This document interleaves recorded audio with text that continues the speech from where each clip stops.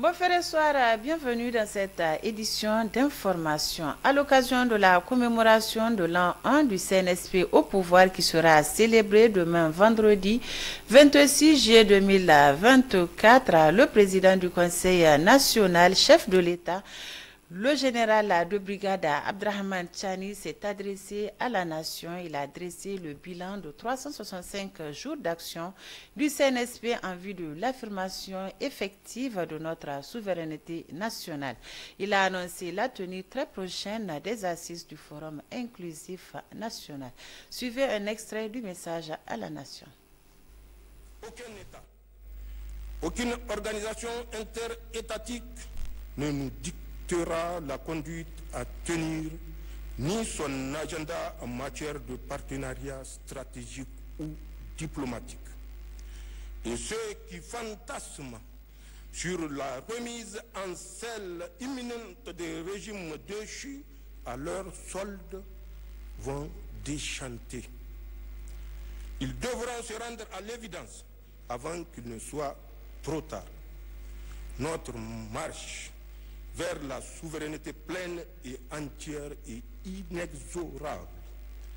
Mes chers compatriotes, c'est dans le cadre résolu de cette marche que s'inscrit une série de mesures préalables et actions prises par le Conseil national pour la sauvegarde de la patrie pour asseoir davantage notre souveraineté, à savoir, et sans être exhaustif, la dénonciation des accords de défense et de sécurité qui lient le Niger à la France, le renvoi de l'ambassadeur de France comme persona non grata, la suspension des droits de diffusion au Niger de certains médias propagandistes français, le retrait du Niger et du Burkina du G5 Sahel, l'abrogation de la loi 2015-36 du 26 mai 2015 relative au trafic illicite des migrants, le retrait du Burkina, du Mali et du Niger de la CEDEAO, la dénonciation de l'accord militaire entre le Niger et le Bénin, la nationalisation de la Société nationale des eaux, la dénonciation de la convention fiscale entre le Niger et la France, la dénonciation de l'accord relatif au statut du personnel militaire des États-Unis. Nigériennes, Nigériens, mes chers compatriotes, d'autres mesures comme la création de la commission de lutte contre la délinquance économique, financière et fiscale, COLDEF, visent, elles, à assainir le climat socio-économique en rétablissant l'État et nos populations dans leurs droits. L'œuvre de reconstruction ne peut se faire qu'avec le concours de tous et en faisant ensemble le diagnostic des errements passés pour parvenir à l'administration des remèdes conséquents et adaptés à la prévention de la délinquance économique. C'est dans cette optique que j'ai mis en place depuis plus de 2 mois un comité technique chargé de la synthèse des contributions issues des assises inclusives régionales, d'organiser la tenue des assises de la diaspora et de proposer les modalités d'organisation en vue de la tenue prochaine du Forum inclusif national. Le Premier ministre, ministre de l'Économie et des Finances, a présidé ce matin l'ouverture de la première réunion des directeurs généraux des douanes de la Confédération des États de l'AES. Cette réunion intervient après la sortie actée des États de l'AES de la CEDEAO. Le point avec Souleymane Ousmane et Ablaziz Jibrila. La première réunion des directeurs généraux des douanes de la Confédération des États du Sahel, AES et du Togo, se concrétise avec l'ouverture et la tenue des assises de cette importante rencontre douanière historique des États de l'AES, qui a pour objectif principal l'interconnexion des systèmes informatiques douaniers de ces 4 nations, visant à renforcer la coopération et l'efficacité dans la gestion des opérations douanières.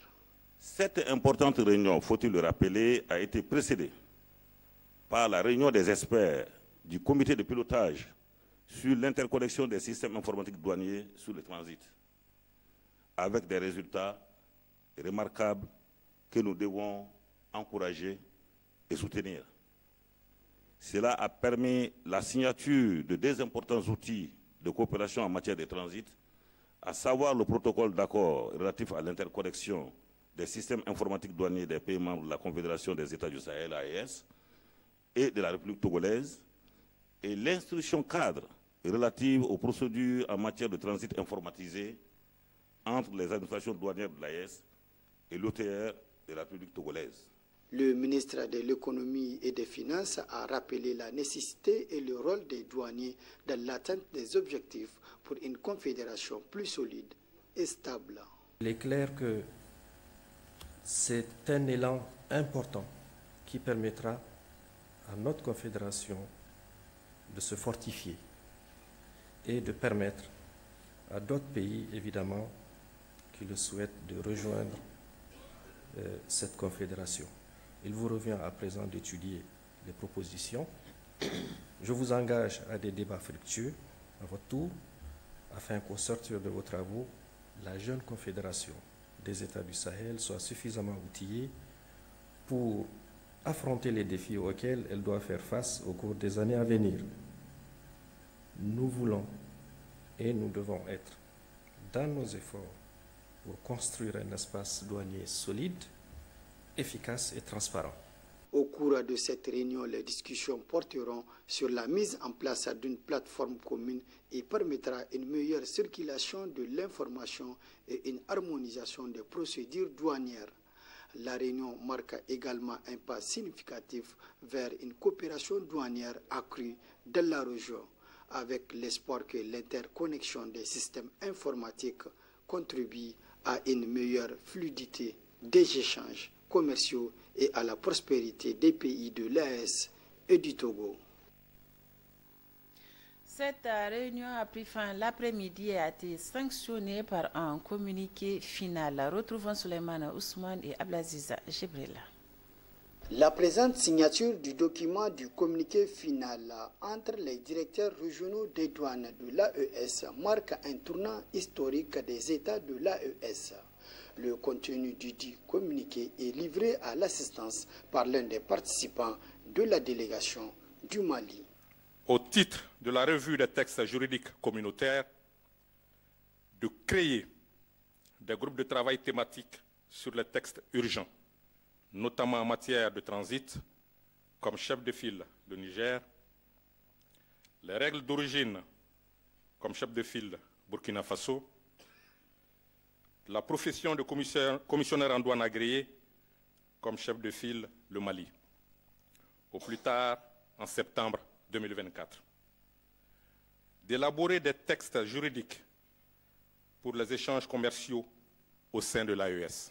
Au titre de la réflexion sur les tarifs applicables TEC-TPC au sein de l'AES, de poursuivre l'application du tarif extérieur commun TEC et de la taxation préférentielle de l'UEMOA-TPC, d'adopter un TEC AES basé sur l'architecture UEMOA avant décembre 2024.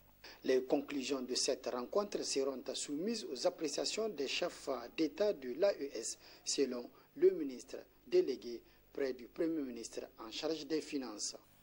Tous ces chantiers et bien d'autres seront soumis à l'approbation des plus hautes autorités du Burkina Faso, du Mali et du Niger, qui mesurent plus que jamais l'irréversibilité de notre sortie de la CEDEAO et la prise en charge du destin de nos 3 pays de la Confédération des États du Sahel. Soyez rassurés que son Excellence, le général de brigade Abdourahmane Tiani, président du Conseil national pour la sauvegarde de la patrie, chef de l'État, prône les actions de reconquête de notre souveraineté économique et monétaire, de défense de notre intégrité territoriale et de bien-être social de nos populations. Idéaux qu'il partage avec ses homologues de l'AES. Des motions de remerciement ont été faites à l'endroit du directeur général des douanes du Niger et plusieurs responsables douaniers de la Confédération des États de l'AES. Ensemble, les directeurs généraux des douanes des pays concernés ont exprimé leur détermination à travailler ensemble pour atteindre ces objectifs ambitieux, soulignant l'importance de l'intégration régionale pour le développement économique et la sécurité des États membres. La prochaine réunion des directeurs généraux des douanes de l'AES est prévue en juillet 2025 à Bamako, au Mali.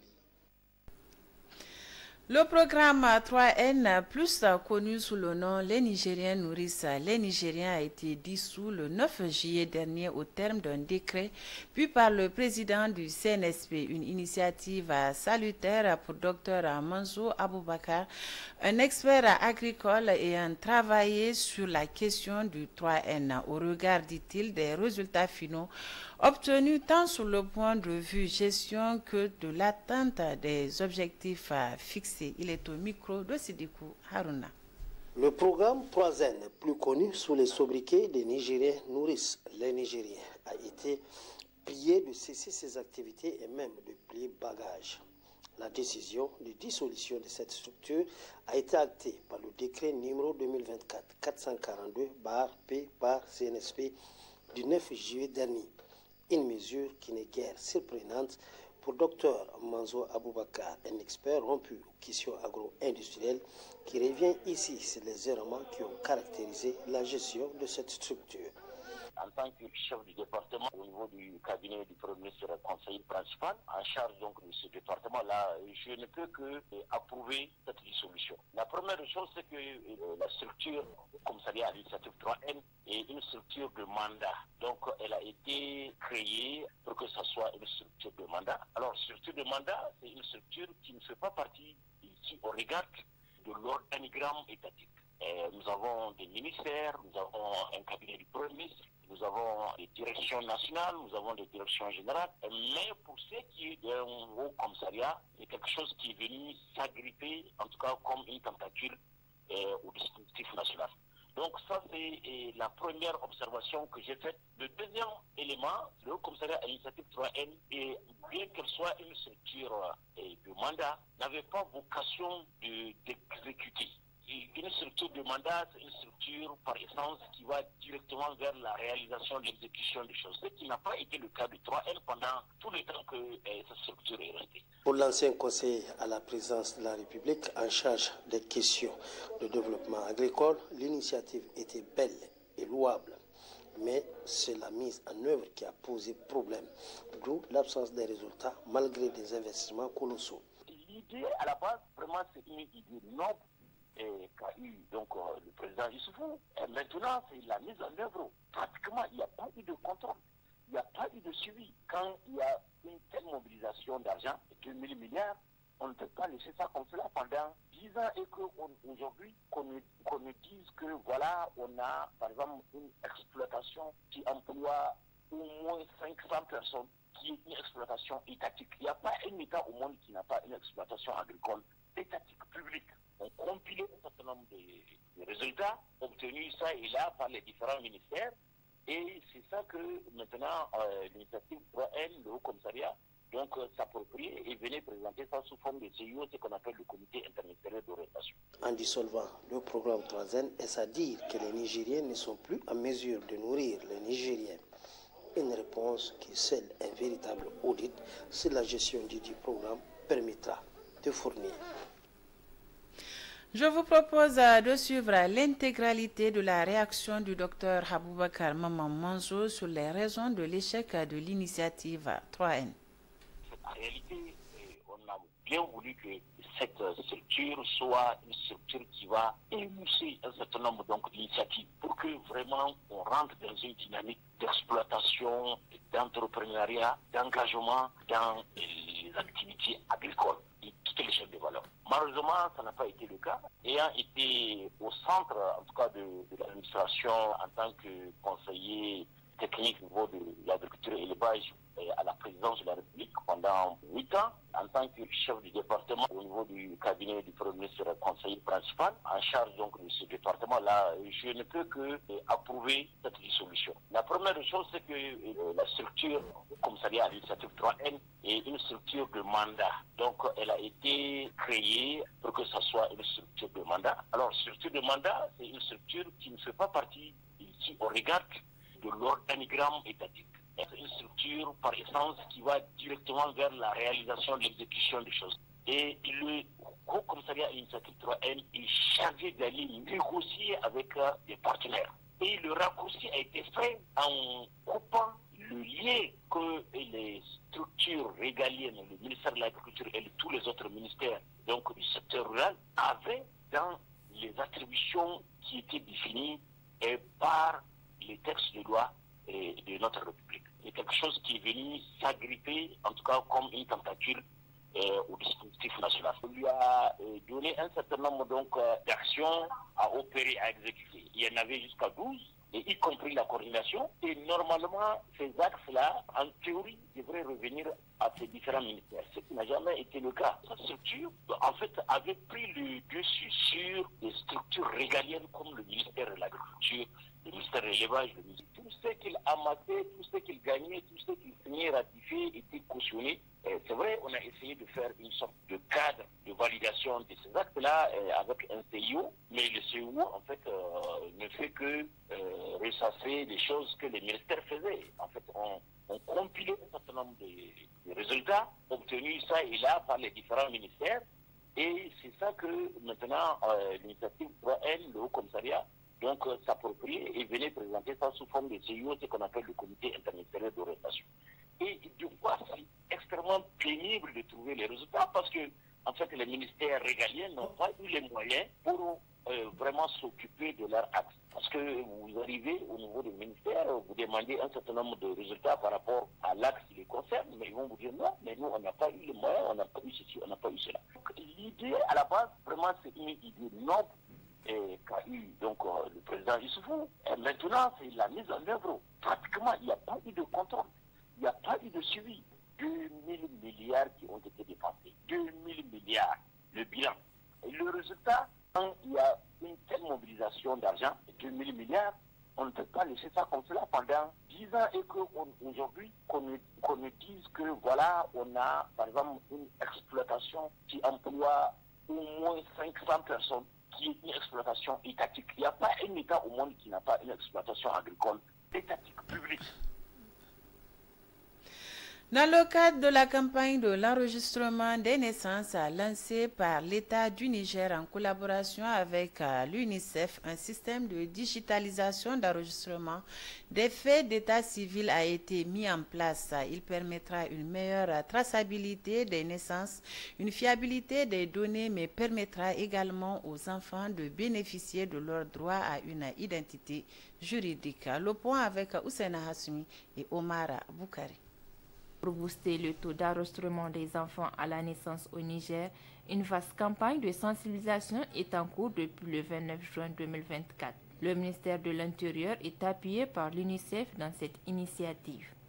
La campagne est facilitée par des réformes de modernisation entamées depuis 2017 par le gouvernement nigérien avec l'appui de l'Union européenne, qui se matérialise par la mise en place progressive d'un système informatisé et sécurisé d'établissement des pièces d'état civil à travers des guichets uniques dans 102 communes du pays. Ça passe évidemment par l'informatisation de notre système d'état civil qui est en train d'être expérimenté actuellement à travers 100 communes, qui est en train d'évoluer puisque les partenaires et l'État sont en train de mettre les bouchées doubles, en tout cas pour que cela soit étendu à toutes les communes du Niger. L'expérimentation de ce système connaît déjà des succès auprès des populations bénéficiaires. Vraiment, nous ne rencontrons plus de difficultés à l'état civil. Depuis l'informatisation du système, les délais de délivrance des documents ont été considérablement raccourcis. Outre l'amélioration significative de la gestion du système d'état civil, le dispositif permet la déclaration des faits d'état civil et la délivrance des actes correspondant aux bénéficiaires. Toutes choses qui aboutiront à terme à la délivrance d'un numéro d'identifiant unique pour chaque citoyen. Dans les anciens actes en train d'être numérisés, de l'informatisation à la numérisation, ce sont des actes qui sont désormais établis sur des papiers sécurisés. Et nous sommes en train d'aller vers la délivrance d'un numéro d'identifiant unique. Donc chaque personne qui sera enregistrée aura un numéro d'identifiant unique qui va suivre cette personne-là tout le long de sa vie et pour tous les autres documents civils dont elle aura besoin.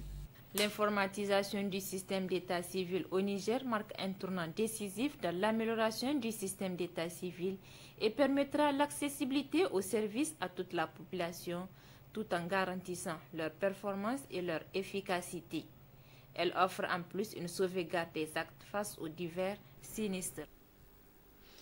Cérémonie de réception du deuxième lot de matériel et équipements divers acquis dans le cadre de la mise en œuvre des projets REDIS 3 Niger et PRU Covid-19 financés par la Banque mondiale à travers les deux conventions signées par l'UNOPS. Les explications avec Samira Issa Alimega et Omar Boukari. Un laboratoire vétérinaire mobile de 20 pieds ainsi que son camion tracteur, 15 véhicules de supervision de marque Toyota 4x4, 9 groupes électrogènes d'une capacité de 150 kVA, 9 abris et installations connexes d'incinération, un lot de pièces réchange pour 48 véhicules Toyota et 548 réfrigérateurs solaires. C'est la composition du second lot de matériel réceptionné par le ministre de la Santé publique, de la Population et des Affaires sociales dans le cadre de la mise en œuvre des projets REDIS 3 Niger financés par la Banque mondiale à travers l'UNOPS. Le Niger apprécie donc à sa juste valeur les efforts consentis par la Banque mondiale dans le cadre du renforcement du plateau technique des infrastructures sanitaires, mais aussi le renforcement des capacités intersectorielles nationales pour une surveillance collaborative de la maladie et la prévention aux épidémies, en jugulant les faiblesses des systèmes sanitaires humains et animaux qui entravent la surveillance et riposte efficace des maladies afin d'améliorer la santé de la population.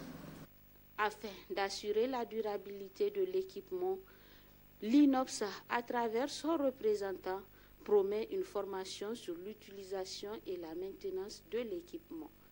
Les équipements que l'UNOPS remet aujourd'hui visent principalement l'amélioration du système de santé nigérien à travers le renforcement de l'accès à des équipements de santé de qualité et de la chaîne de froid pour une meilleure prise en charge des maladies endémiques qui touchent le Niger. Afin d'assurer la durabilité de l'équipement, l'UNOPS et ses partenaires fourniront aussi une formation sur l'utilisation et la maintenance de ces équipements. Une visite du ministre de la Santé, accompagnée du ministre de l'Hydraulique, du ministre de l'Agriculture et de l'Élevage, ainsi que plusieurs membres de l'INOPS au niveau de l'entrepôt, suivi d'une photo de famille, a clôturé la cérémonie. La dernière étape de la mission ministérielle de l'action humanitaire dans la région de Maradi a concerné le site des réfugiés. À l'issue donc de la rencontre, des acteurs œuvrant dans le domaine, d'importantes décisions ont été prises pour freiner les risques de catastrophe. Le compte-rendu avec Mohamed Alpha et Ibrahim Amadou. Au deuxième jour de la mission de travail de la ministre de l'Action humanitaire et de la gestion des catastrophes s'est rendue sur le site des réfugiés où elle a encouragé les femmes qui font les activités génératrices de revenus sous l'égide de HCR. Aïssata Lawan Wandarama a effectué une visite de courtoisie au sultanat du Gobir et celui de Kassina. Après une petite pause, la ministre a rencontré les acteurs humanitaires, les autorités administratives, religieuses, coutumières et régionales. il s'est agi pour elle de décliner les motifs de la mission, surtout de développer des solutions durables pour la région de Maradi qui est la plus touchée des inondations. La région de Maradi est la plus touchée par les inondations de cette année comparativement aux autres régions du pays. Ainsi, à la date du 22 juillet 2024, l'on a enregistré 895 maisons effondrées, 89 cases endommagées, 1137 ménages sinistrés, avec un total de 10 072 personnes sinistrées, 8 cas de décès par noyade et 12 cas de décès par suite d'effondrement. Soucieux du bien-être des populations vulnérables et prenant en compte les aspirations de ces populations, le gouvernement a mobilisé 113 tonnes au profit de ces populations sinistrées de Maradi. C'est sur instruction du général de brigade Chani Abdraman, président du CNSP, et du Premier ministre Ali Mohamed Lamine que la ministre de l'Action humanitaire et de la gestion des catastrophes a séjourné à Maradi en vue de s'enquérir des conditions de vie et de la situation humanitaire. Aïssata Lawan Wandarama en appelle les uns et les autres à plus de résilience aux catastrophes. Aussi voudrais-je vous inviter à plus d'objectivité et de réalisme dans l'évaluation des besoins humanitaires en prenant en compte les capacités réelles de réponse. Et aussi, nous ne devons pas perdre de vue la préparation aux crises et mieux les actions anticipatoires dans le cadre de la prévention des crises de catastrophes. Cette mission ministérielle dans la région de Maradi consiste à mobiliser les acteurs humanitaires à mener des actions de gestion de catastrophes en termes de prévention, d'alerte, de préparation et de riposte afin de sortir la population de sa situation de vulnérabilité. Une délégation malienne de l'Agence de gestion du Fonds d'accès universel à AGEFU a séjourné au Niger du 22 au 24 juillet 2024. L'objectif visé est une coopération à l'accès universel au numérique dans l'AES.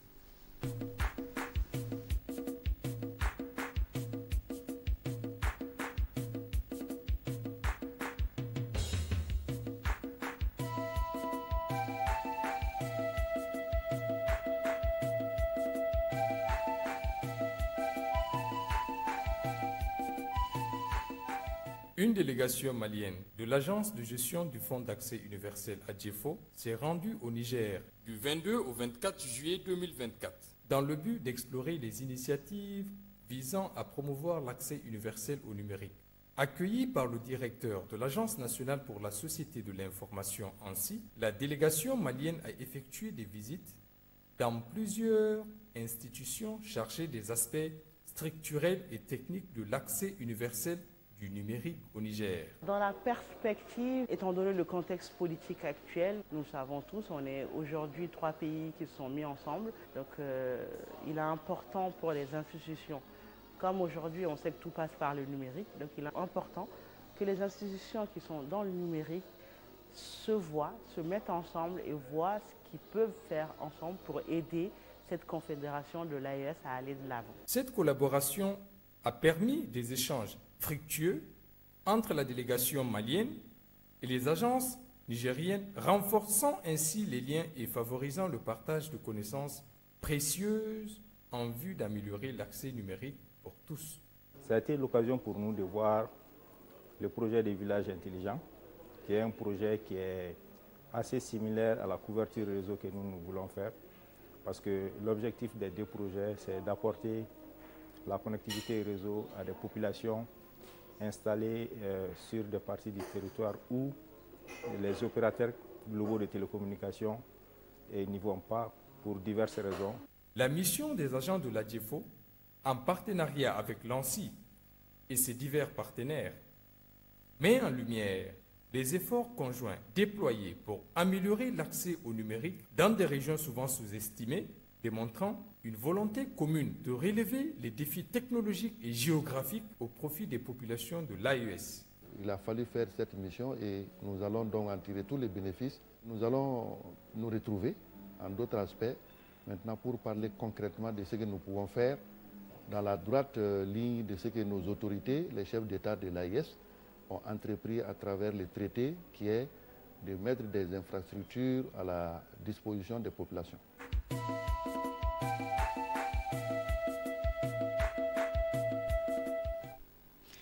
Je vous propose de suivre à présent la partie magazine de cette édition consacrée aux efforts de la société riz du Niger dans la mise en œuvre de l'autosuffisance alimentaire au Niger. Très bonne réception. Bonsoir.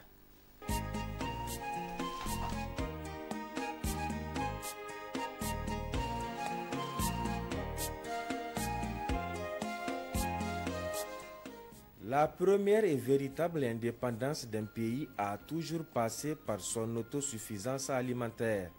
Au Niger, depuis plusieurs décennies d'existence, ce n'est qu'avec l'arrivée des autorités du Conseil national pour la sauvegarde de la patrie que la société riz du Niger est enfin devenue un puissant outil de souveraineté alimentaire et de développement économique. La société riz du Niger, plongeait les années antérieures dans un coma profond, est désormais réveillée avec la nomination à la tête de l'institution de l'officier des forces armées nigériennes, le commandant Adamou Moussa Ili, un directeur général qui, dès les premières heures de sa prise de fonction, a su transmettre à ses collaborateurs rigueur, disponibilité et professionnalisme. Des valeurs auxquelles se sont ensuite ajoutées l'attention et l'appui constant des plus hautes autorités du CNSP, ce qui a permis nettement d'inverser la tendance en matière de production et d'écoulement du riz du Niger. Dès ma prise de service en novembre 2023, j'ai organisé des missions de prise de contact et de sensibilisation des producteurs de riz, donc dans les zones de Gaïa, Saï, Kolo, Tilabéli, avec les acteurs de la filière riz et puis les autorités administratives et coutumières. Ces missions ont permis l'adhésion des producteurs sur les orientations du Conseil national pour la sauvegarde de la patrie et ont promis de fournir au riz du Niger des quantités suffisantes en riz paddy. Le riz du Niger n'a bénéficié d'aucune subvention d'exploitation depuis 20 ans, mais depuis l'arrivée du Conseil national pour la sauvegarde de la patrie, qui a ressuscité le riz du Niger, donc par l'octroi d'une subvention de 690 millions donc, en 2023, qui a permis d'acheter une grande partie de la quantité du riz paddy disponible dans les mains des producteurs donc, vers la fin de l'année 2023. Au titre de l'année 2024, une subvention de 4 milliards de francs CFA sur instruction de son Excellence le général de brigade Abdelrahman Tchani, président du Conseil national pour la sauvegarde de la patrie. Autres fonds seront mis à la disposition par l'État dans le cadre de la reconnaissance du stock national de sécurité alimentaire de 2024. Avec l'installation définitive de l'usine de décortiquage de Gaïa, qui a une option de tireur et couleur et qui est une grande première au Niger, la capacité de transformation de riz va passer de 35 000 tonnes à 45 000 tonnes de riz paddy, par environ 29 000 tonnes de riz blanc et 36 000 tonnes de son pour aliments bétail. Notre riz national, tous ceux qui l'ont consommé ont attesté sa qualité. C'est la raison pour laquelle il a séduit durant toutes ces années les femmes dans les ménages et au-delà les restaurateurs. Et avec la flamme patriotique qui s'est ravivée depuis la prise du pouvoir par le CNSP, ils sont des milliers les Nigériens qui se sont rués vers le riz local. Le riz du Niger, c'est la première société à bénéficier en tout cas des avantages de l'arrivée du CNSP. Parce que quand vous regardez, depuis leur arrivée, comme le CNSP a décidé de maintenir le prix même des produits finis du riz du Niger, et ce que les gens payaient jusqu'à 20 000, aujourd'hui au riz du Niger c'est 11 500 depuis l'arrivée du CNSP. Et c'est ça qui a créé l'engouement de la population à travers ce riz local, qui est d'abord un riz sain, propre, qui n'a pas de produits chimiques. Donc vraiment, nous disons que merci au CNSP, ce riz local, c'est une garantie de notre propre santé. Donc vraiment, j'appelle encore les consommateurs nigériens à vraiment consommer le riz local. Il faut préciser que dès qu'il a pris les commandes de la société, le directeur général, commandant Adamou Moussa Ili, a mis fin au désordre qui régnait pendant la vente du riz au siège de la dite société en faisant instaurer un ordre et une sérénité au grand bonheur des populations qui viennent s'en procurer à cœur joie. Mieux, les personnes en situation d'handicap sont considérées comme ils ne l'ont jamais été auparavant. Les hommes qui n'ont pas les handicaps, et ils partent écrire leur nom, on va leur dire d'aller revenir. Mais moi, comme je suis handicapé, la dès que je suis venu, on ne me demande même pas mon nom, on prend mon argent, on me vend ça. Vraiment, je suis content. Je le félicite, le DG de Riz du Niger, qui nous a donné l'opportunité là. Dès qu'on a venu au Riz du Niger, on va dire les handicapés, et on les vend ou pas. Pour la société Riz du Niger, l'atteinte de l'autosuffisance alimentaire au Niger est bien possible grâce non seulement aux vastes travaux en cours dans le cadre de la grande irrigation, initiative phare du chef de l'État, mais aussi et surtout grâce aux perspectives assez heureuses et prometteuses qui se profilent à l'horizon. Dans le cadre de la mise en œuvre de la stratégie nationale pour la stratégie nationale de développement du risicole, donc SNDR 2021-2030, qui cadre avec les orientations du Conseil national pour la sauvegarde de la patrie et dans le volet autosuffisance alimentaire dans notre pays. Donc, le Riz du Niger a adressé des requêtes, dont la requête adressée à la Banque ouest-africaine de développement, la BOAD, qui prévoit l'acquisition de 5 usines de transformation de riz paddy et d'une capacité annuelle de 50 000 tonnes par usine d'ici 2030. Le riz du Niger sera en mesure de couvrir d'ici la fin 2025 plus de 50% du besoin national. Avec le financement des autres requêtes, je pense que l'autosuffisance alimentaire serait une réalité à l'horizon 2026. L'on peut aujourd'hui indubitablement affirmer qu'au vu de tout ce qui précède, que le directeur général de la RINI, avec l'aide de tous ses collaborateurs, est en train de traduire progressivement en actes la volonté du président du CNSP, chef de l'État, le général de brigade Abdraman Tchani. Les Nigériens peuvent se rassurer, le changement est possible car impossible n'est pas nigérien. Dans un futur proche, après la mise en œuvre de toutes les stratégies sagement réfléchies, le Niger s'autosuffira et pourra même exporter le surplus de sa production en riz vers les pays de la sous-région.